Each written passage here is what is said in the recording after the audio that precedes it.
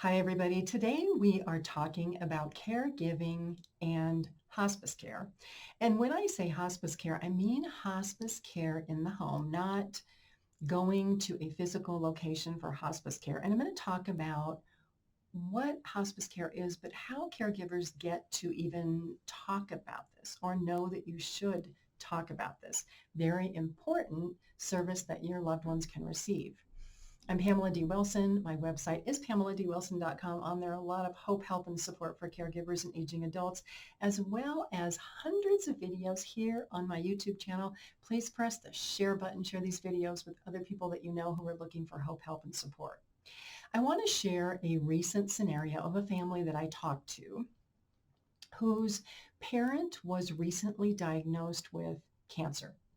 And there were 4 children in the family, and they're wondering like what the next steps are and what should be done and alternatives and options.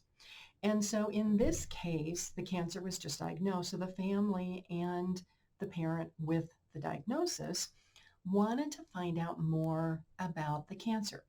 Is it in early stage? Is it advanced? Is it treatable? What are the options? And so at this point, the family was really going through a lot of testing, PET scans, MRIs, blood tests, other type of testing to find out what this was.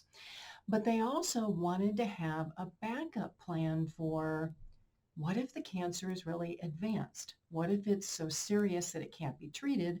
Or what if my parent decides that the treatment, chemotherapy, surgery, radiation is just more than they want to go through? Or what if all of that is going to make my parent so much sicker? What do we do? What are our options? This kind of is called the process of what I call advanced care planning if you've never done that. And the healthcare industry also calls it advanced caregiving. There is also a Medicare benefit called advanced care planning and an annual wellness visit, which if your parents haven't done that, I highly recommend it because it helps families talk about what do we want if something really severe happens to health of a parent? How much care do we want? What are the options? What should we think about? What should we know? So anyway, back to this family situation. The caregivers were looking for a backup plan. So let's say that the cancer is so far advanced that treating it is only going to make mom or dad so much sicker, and it's going to affect their quality of life. And knowing as a family that our parent is probably going to die in 6 months, what can we do to make things better? Well, part of this, believe it or not, is hospice care.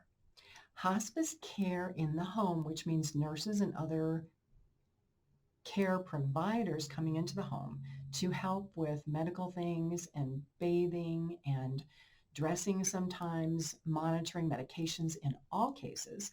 And just having that extra support can be a blessing for the person who is dying, who has a terminal condition. It can also be a blessing for the family caregivers to know that there's somebody that they can call if something happens.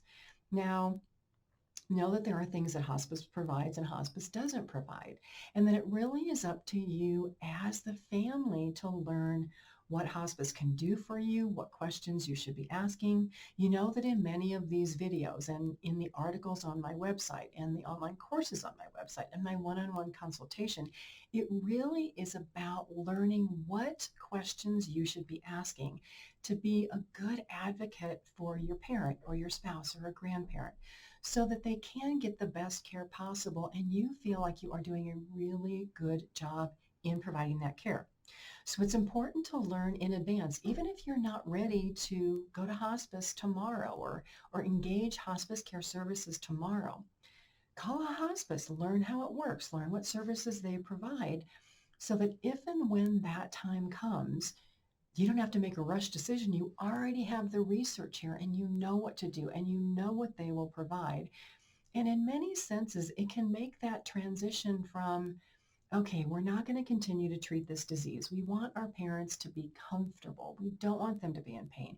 We don't want them to suffer. So this is just the next transition of what we do for caregiving and hospice.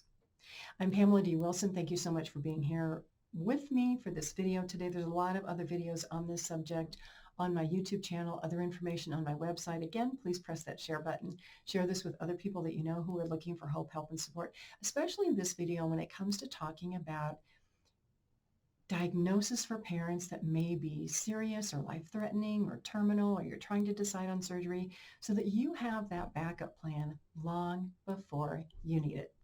I'll see you again soon in another video. Thanks for being here with me today.